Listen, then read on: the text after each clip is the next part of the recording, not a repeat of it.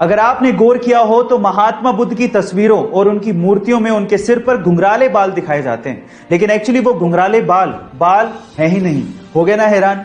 Guys, पौराणिक मान्यताओं के हिसाब से बौद्ध भिक्षुओं को उनके तन की पवित्रता को बनाए रखने के लिए मुंडन करवाना पड़ता है। तो गौतम बुद्ध ने भी अपने सिर का मुंडन करवाया था, यानी कि उनके सिर पे बाल थे ही नहीं।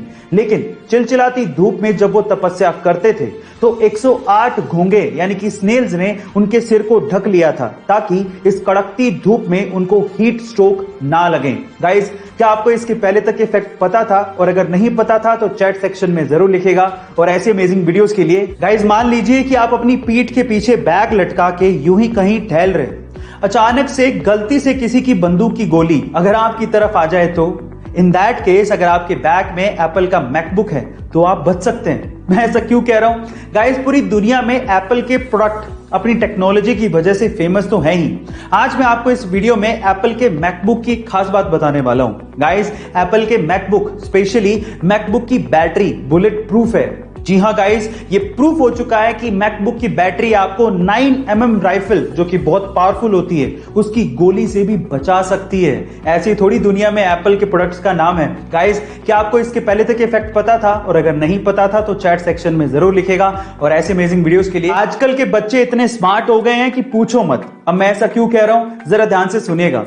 एक बार एक बच्चा टैक्सी में बैठ के बहुत सारी चॉकलेट खा रहा था, तो उसके बगल में बैठे एक बूढ़े आदमी ने उस बच्चे से कहा कि क्या तुम्हें पता है कि बहुत सारी चॉकलेट खाने से तुम्हारे दांत खराब हो सकते हैं? तो फिर उस बच्चे ने क्या कहा पता है? उस बच्चे ने कहा कि क्या आपको पता है कि मेरे दादाजी 132 साल तक जिए थे? तो उस बूढ़े आदमी ने कहा क्यों?